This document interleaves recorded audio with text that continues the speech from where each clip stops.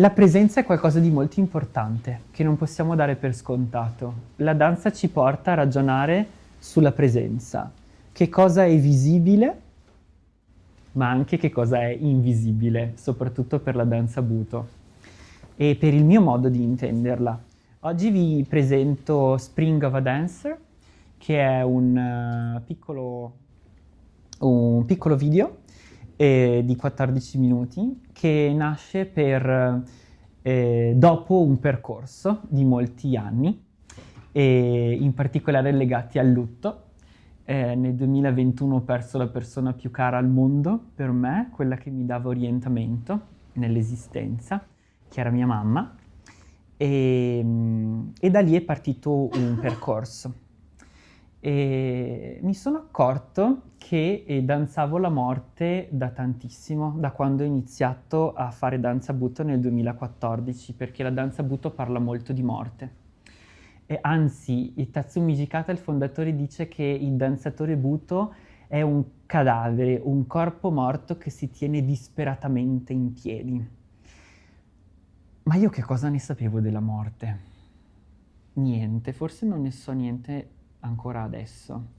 Il tema quindi è dove troviamo l'invisibile, ok? Però adesso sto parlando troppo e quindi mi fermo perché in realtà qui con me oggi c'è Susanna.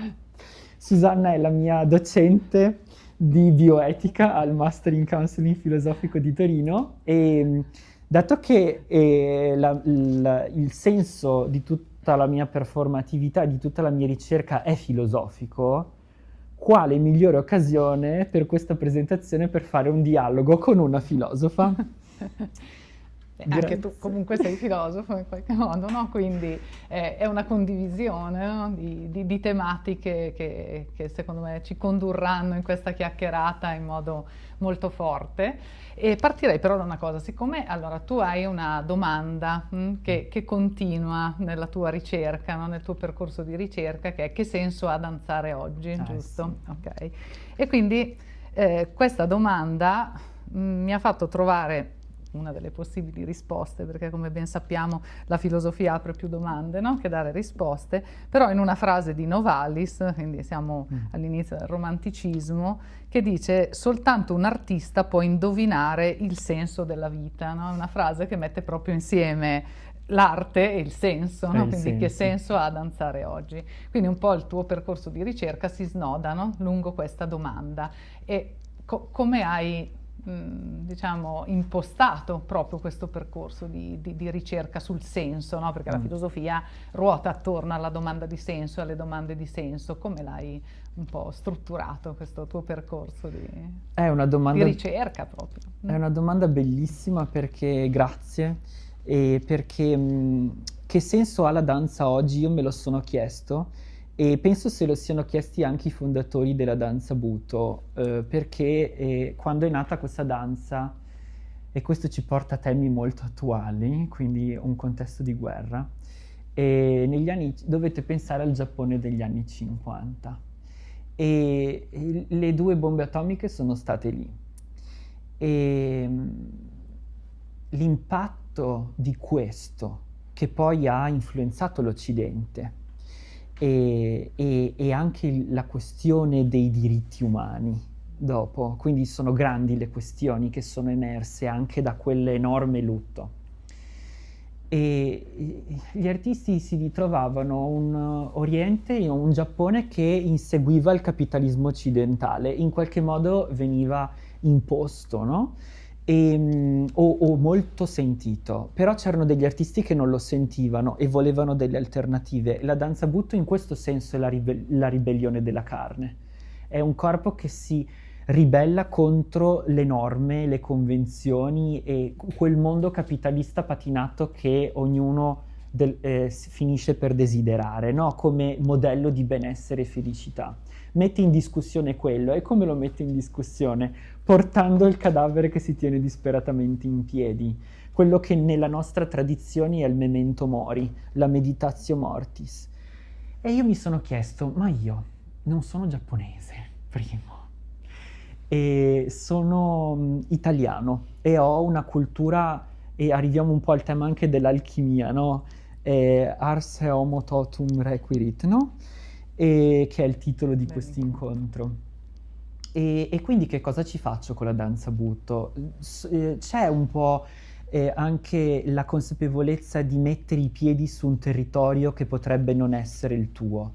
Però la danza, quando torna alle sue radici, io mi immagino queste scimmie che sono scese dagli alberi e che non avevano più una pelliccia e iniziano a mettersi la pelliccia di altri animali e imitano le fauci dei predatori e costruiscono le lance e gli archi. E che cosa fanno?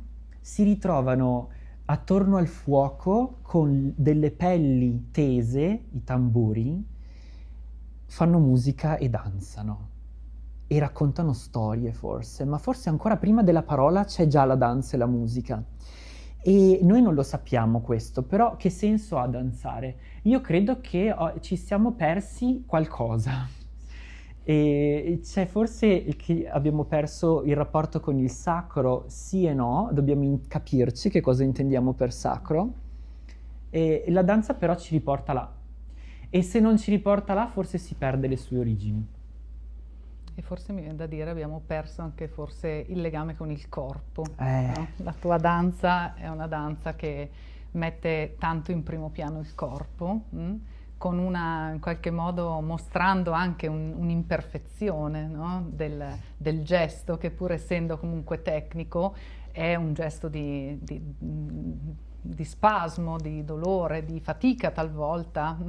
E è un corpo che è lì presente, no? A proposito di presenza, e forse anche in una riflessione contemporanea ritornare al corpo che forse si è perso, no? In un mondo anche di relazioni virtuali dove un po' paradossalmente si sta dimenticando, ma dove anche forse si cerca di riaffermarlo però in modi un po' diversi rispetto alla tua danza, no? Che è proprio lì invece, è carne, ossa, è viva da vedere, no? Pur avendo anche molto a che fare con la morte. Invece un corpo che forse cerca di ripresentarsi visibile ma in altre modalità, no? Anche questa corsa all'estetica, alle nostre varie facce sui social network, per parlare di cose anche molto attuali, no?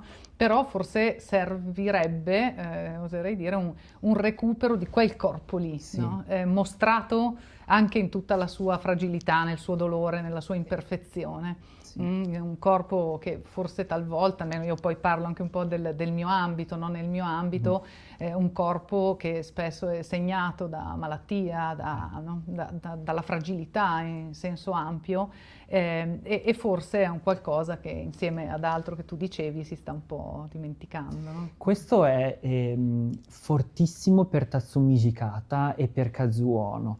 Se vedete le loro performance, soprattutto quelle di Tatsumi Hijikata, porta sul palco il corpo malato e il corpo che non ce la fa. In questo senso è il corpo morto che si tiene disperatamente in piedi. E Kazuo Ono muore all'età di 103 anni e a 90 anni va ancora sul palco e va in carrozzina e danza in carrozzina. Tutto il pubblico si mette a piangere quando lui balla.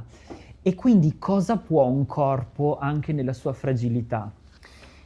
E noi nella vita di tutti i giorni, quando ci accorgiamo che abbiamo un corpo? Ci accorgiamo che abbiamo un corpo quando ci ammaliamo, quando ci fa male, quando abbiamo il famoso dolore che diciamo, forse dovevo fare un po' di yoga per evitare di arrivare a quel punto. Quando stiamo bene, il corpo quasi non lo sentiamo. E la danza Butto ti fa sentire questo e te lo fa attraversare. Ci sono allenamenti di danza Butto di alcuni insegnanti dove proprio l'esercizio è sentire il dolore in ogni cellula e si attraversa quel dolore lì. E non è il Butto che insegno io, però c'è. Io l'ho utilizzato e ci ho fatto una ricerca per un anno a livello universitario proprio per affrontare il tema della morte.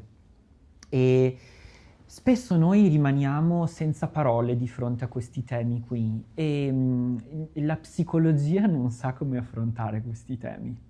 E però se abbiamo un lutto il pensiero è forse devo andare dallo psicologo, ok? E quanto può la filosofia? La filosofia ha parole sterminate e visioni pazzesche sin dalle sue origini, ma non dobbiamo per forza arrivare al Fedone, ma già i presocratici era tutto un lavoro su che cos'è l'origine di ogni cosa, l'arché, la filosofia nasce lì e la poesia ha pagine, no? E la danza ce lo fa vivere e attraversare. E, Assolutamente sì, e quanto dà la filosofia sulla prospettiva della morte, che cosa dà, almeno secondo la mia visione, dà proprio la prospettiva esistenziale, cioè ricolloca il tema morte in un ambito esistenziale, perché la morte fa parte della condizione umana, no? Quindi come la tua danza, che secondo me è proprio una danza che rivela la condizione umana, no? La mostra per quello che è, no? Con proprio la cifra dell'imperfezione, perché dobbiamo un po' toglierci, no? Tutto questo costrutto un po' patinato che si crea attorno all'immagine dell'uomo, no? Che è totalmente parziale poi, no? Perché se continuiamo a pensare all'uomo come quello performante, no? A proposito di società della performance, capace di intendere e di volere, sempre diciamo attivo, no? Ci dimentichiamo una fetta di quello che è la vita, no? Effettiva. Però appunto dicevo, il tema morte è qualcosa che ci appartiene in modo esistenziale, no? Sì. Prima ancora che psicologico, e poi sicuramente la psicologia fa il suo su certe parti, certi aspetti, no? Sul tema del lutto, certo, eccetera. Però sul tema morte in sé la filosofia ha sempre avuto da dire, no? Fin dai suoi inizi, o pensiamo a tutta la filosofia antica con anche gli esercizi spirituali, no? Sulla morte. Tu, insomma, se vuoi magari accennarne, visto che fa parte anche del tuo percorso, no? Sì. Quando parli di esercizi spirituali. Diciamo che la danza Butto è un esercizio infatti, spirituale infatti. e noi senza sconfinare nell'esotico, no? E quindi senza andare in Giappone, guardiamo che cosa succede nella nostra cultura ed è il motivo per cui parlo di alchimia, perché poi le radici sono quelle, cioè stiamo dicendo le stesse cose ma lo diciamo con magari un linguaggio, sicuramente una lingua diversa e fa tanto. Però l'esperienza che noi abbiamo è il crocifisso in chiesa e quando entriamo in chiesa è la nostra esperienza del sacro, no? Quella più vicina a noi, al di là dopo della fede che ognuno ha e non entriamo in quel merito, no? Entriamo in una esperienza di uno è bambino, nasce come me nel profondo Veneto in campagna, va a catechismo e la domenica deve andare a messa, quindi parliamo di questa esperienza di vita. Giusto per calarci, sì. Oppure vai in classe e hai il crocifisso lì, no? E quella è la meditatio mortis, quello è un esercizio spirituale che noi abbiamo a disposizione costantemente. Il teschio ricorre in ogni immaginario e anche ormai quando passeggiamo per strada c'è sempre il tizio tatuato con il questo è anche un bias maschilista forse, però c'è sempre qualcuno, diciamo, che ha un teschio tatuato, no? Oppure alla spilletta. E diciamo che ce l'abbiamo sott'occhio tutti i giorni, ok? E quello che manca però è la meditazione, è la perché non c'è la consapevolezza e l'esercizio spirituale ci riportava in antichità a, come fa la danza Butto, a dire adesso danzi la tua morte. Io la prima volta che sono andato a lezione dal mio maestro Atsushi Takenouchi, che ha studiato con entrambi, sia con Tatsumi Jikata che con Kazuo Ono, e con Yoshito Ono, che era il figlio ma era sul palco nel 59, quindi ha fatto la prima performance, l'ho conosciuto, ho fatto lezione con lui anch'io, e mi ha fatto danzare di fronte alla mia morte. Mi ha fatto danzare di fronte a una mamma in una guerra che tiene suo figlio morto in braccio. E io quell'immagine continuo a danzarla nelle mie performance.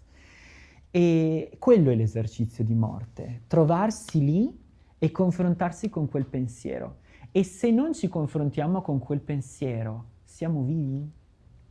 E tra l'altro, scusa, confrontarci proprio con la nostra morte, perché, cioè, che è forse quello che la filosofia ci ha abituato a fare, no? Perché abitualmente spostiamo un po' lo sguardo sul darci e farci una ragione della morte altrui, no? Quindi Sì. spostando più sul tema del lutto. Perché è l'esperienza che abbiamo.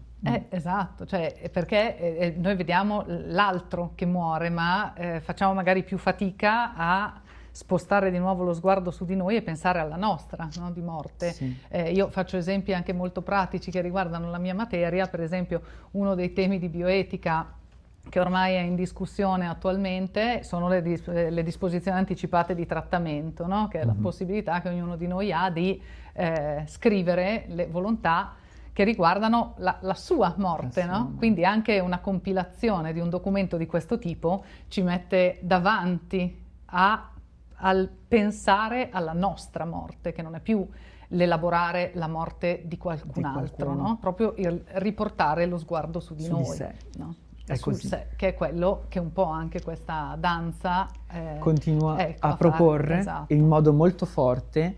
E poi possiamo aprire il tema del confronto sulla propria morte, sul fatto che noi continuamente moriamo. Ogni volta andiamo a dormire, ogni sera, e non sappiamo se ci risvegliamo, non sappiamo neanche dove andiamo con sicurezza. E ogni volta ci troviamo a perdere un lavoro, perdere una giornata, si voleva fare qualcosa e il programma è tutt'altro, e costantemente ci troviamo di fronte a esercizi di questo tipo. È chiaro che questa danza ti fa riflettere, perché nel momento in cui sei lì, danzi, hai una musica e ti ritrovi di fronte al pensiero di trovarti di fronte alla tua idea di morte, perché delle volte può essere anche l'invito, no, di danzare di fronte alla morte. Ma pensiamo a quanti volti diversi ha la morte. Ognuno di noi ha un suo pensiero su chi è, cos'è, dove si va. E quindi insomma questo è un dono prezioso, no? Potersi permettere di ragionare su questo. Molto faticoso, molto faticoso anche, perché comunque, a proposito di una riflessione su temi contemporanei, in parte è comunque ancora un tabù, come lo è la malattia, come lo è la disabilità. Io lavoro molto in questo ambito, a livello culturale forse c'è una maggiore sensibilizzazione, però c'è ancora molta fatica, e non solo su questi temi. Sì. Perché siamo la società della performance, e quindi dobbiamo sempre essere felici, prestanti. E quanto guardate la danza, guardate quanta danza è performance. La danza diventa spesso un gesto atletico, e la perfezione di un grandissimo lavoro di palestra, dedizione, cura. E la danza butto si chiede: ma quanto capitalismo c'è in quella versione della danza? E quindi propone apposta il gesto rotto e il brutto, perché poi dobbiamo essere belli. E invece non penso di essere super bello in questo filmato che propongo, no?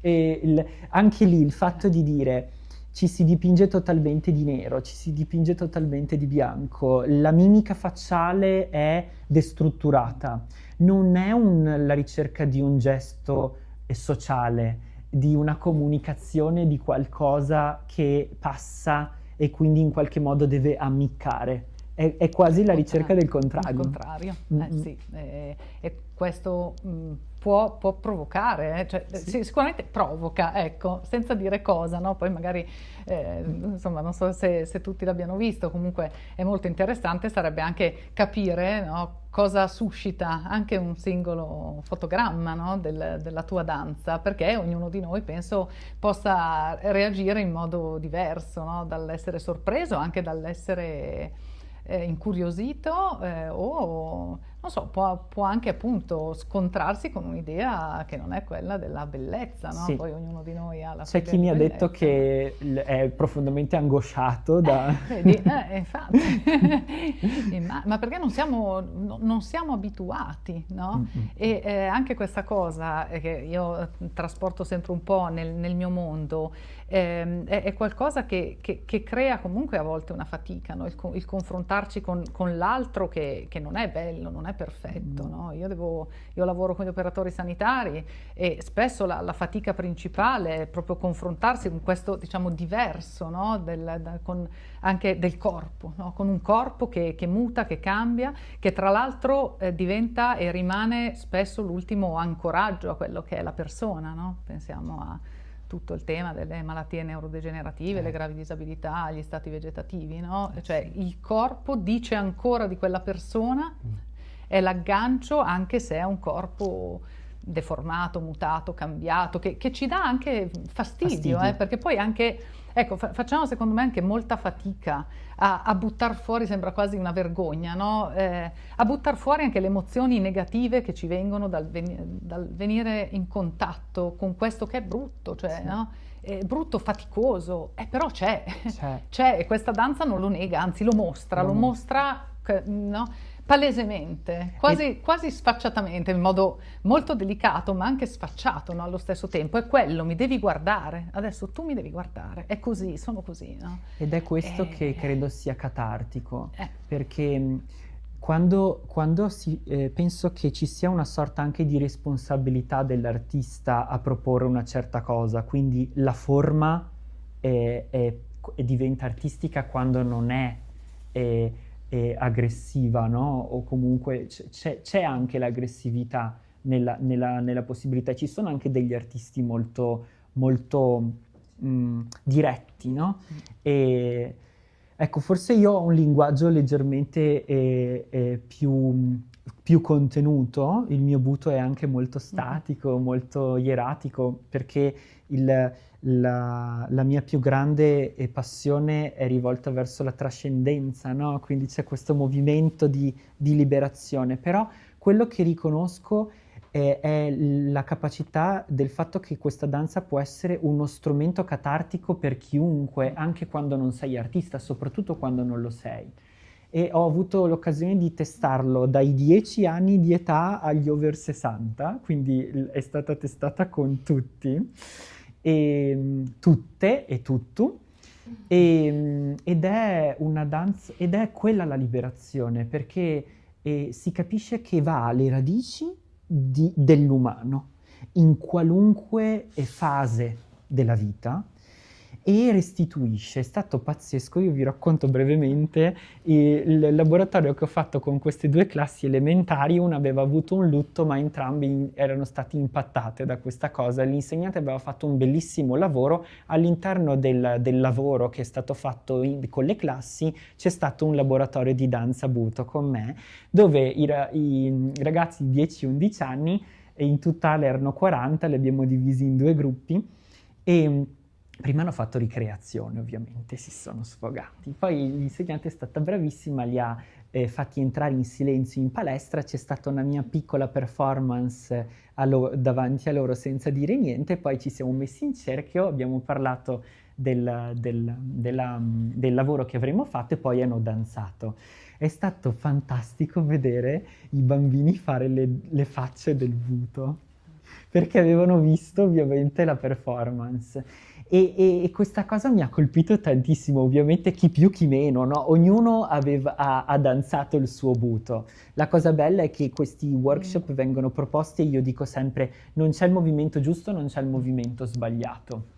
E aprono la possibilità di diventare questo corpo morto che si tiene disperatamente in piedi. È pazzesca, perché non possiamo nasconderci dal fatto che le cose sono insopportabili, il dolore ti distrugge. Quando perdi la persona più cara al mondo per te, il mondo crolla, non possiamo pensare di rimediare a quella cosa lì. Ma e perché dobbiamo rimediare a qualcosa? La filosofia ci aiuta un sacco in questo, no?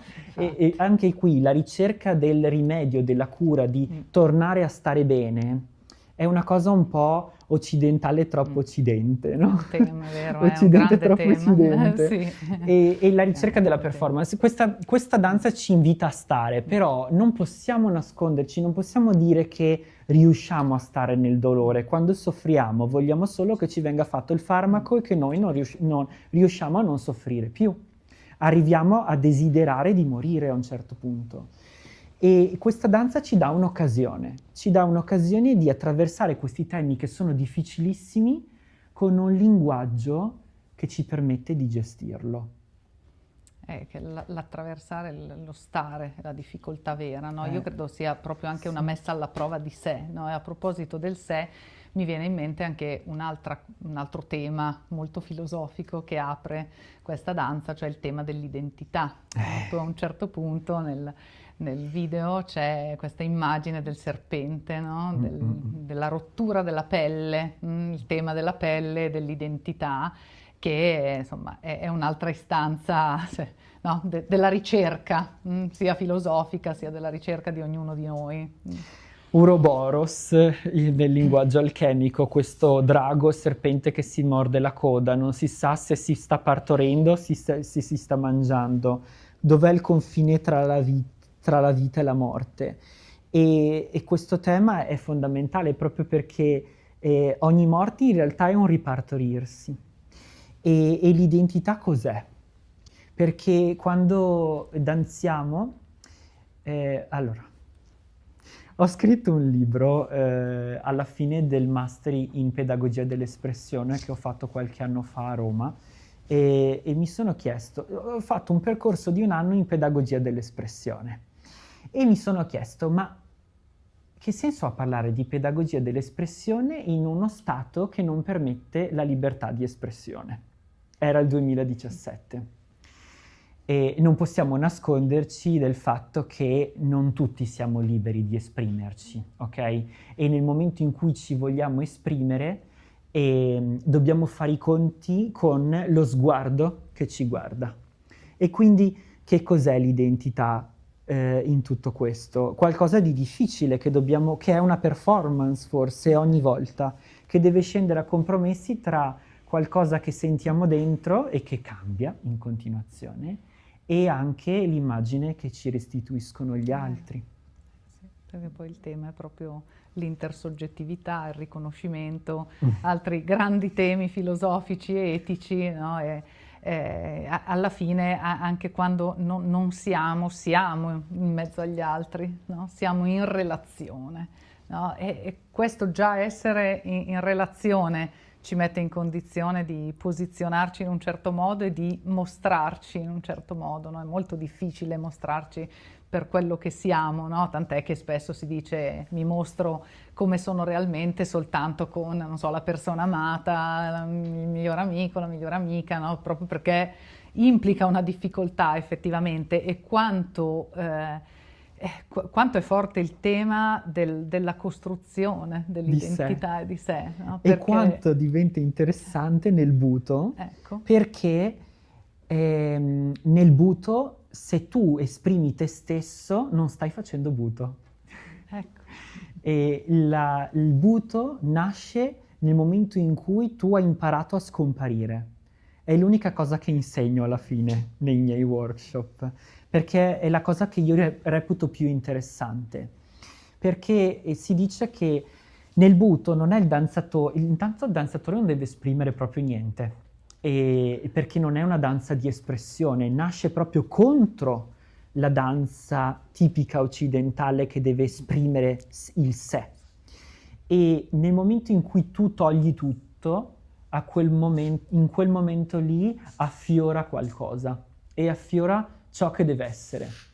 E non è il danzatore che danza, ma è la danza che danza il danzatore. E questo è tipico delle culture sciamaniche, che conosciamo anche noi, è molto vicino anche alla nostra tradizione, per cui la meditazione ci porta a togliere gli strati del sé, e nel momento in cui tu togli tutto, improvvisamente sei abitato o attraversato da qualcosa. E il motivo per cui i costumi che vedrete nel filmato, e il body painting, e anche questo corpo che arriva sempre a essere nudo nella danza Buto, è proprio questo, il togliersi dalle vesti, togliersi gli strati, arrivare allo zero e lasciare che sia la danza a danzare. Noi diciamo che nel momento in cui troviamo una forma, la forma che si ferma, quindi il momento in cui la danza si ferma in una forma, il corpo, quando è lì tremante, inizia a danzare in un'altra dimensione. Si dice che un dio si posa sulla statua.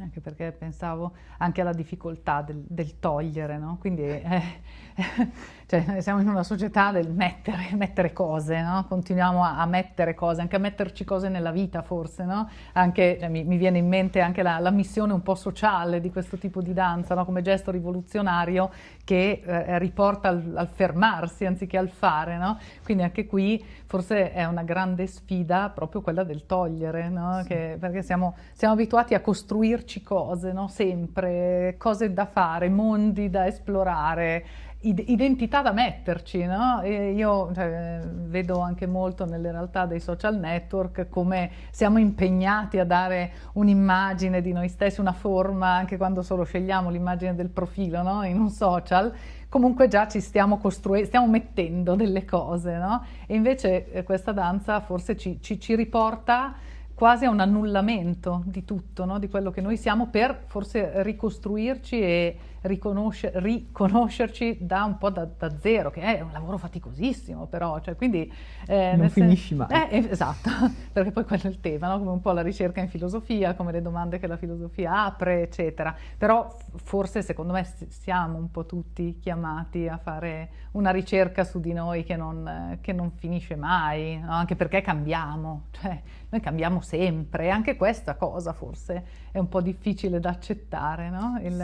Il mutamento, il divenire, che è qualcosa che appartiene alla natura delle cose, no? Però facciamo anche un po' fatica dall'invecchiamento. L'invecchiamento è il primo esempio, no? Che è la rincorsa all'essere sempre giovani, no? Non solo performanti, ma proprio anche giovani fisicamente, no? In parte può anche essere un non accettare un divenire, che è quello che connota la condizione umana, no? Come non accettiamo magari la malattia, che fanno parte di, cioè se le cose passano, noi cambiamo e inevitabilmente delle cose possono accadere, no? E a volte è anche molto difficile vivere nel divenire, che dovrebbe invece essere la cosa più naturale che ci appartiene, no? Sì. Però è faticoso. È molto faticoso. Io la sera prima di andare a letto mi metto la crema, perché voglio cercare di mantenermi il più possibile, però la danza Buto, per fortuna, più divento vecchio meglio la faccio, quindi va benissimo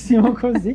E Kazuo vi dicevo, no, fino anche quando era in carrozzina, a più di 90 anni, danzava Buto. E questo, vabbè, è una cosa fantastica, per fortuna. Però pensate al mondo della danza classica.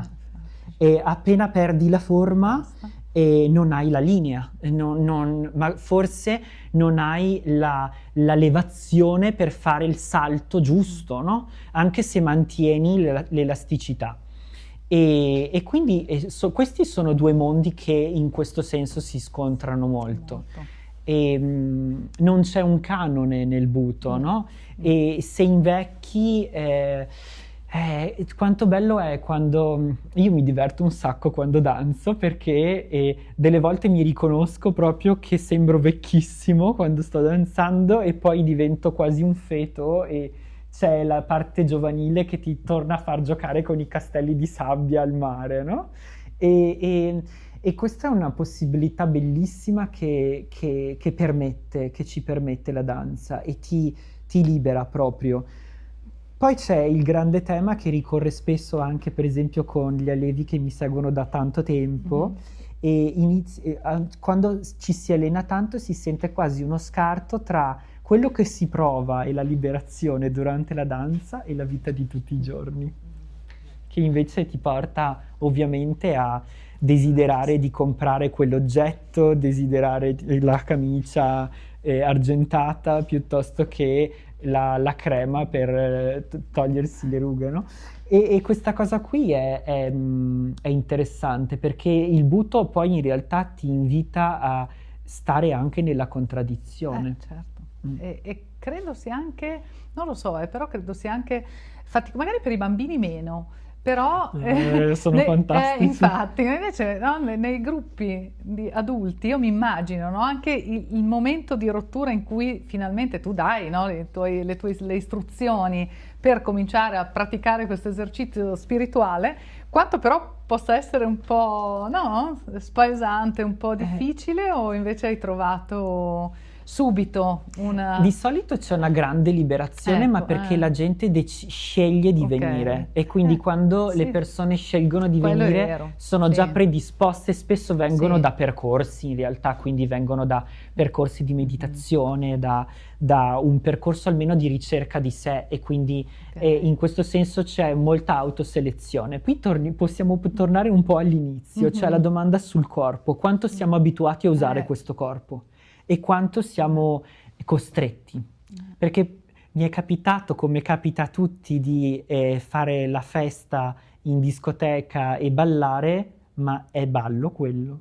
E quelle è quello che facciamo quando facciamo le pulizie, che in casa, che mettiamo la musica a palla, e quella è la danza. Però ci manca magari l'occasione sociale. L'occasione sociale. Quando si va in discoteca siamo tutti un po' più anestetizzati, tutti un po' più pressati, tutti un po' più capitalisti.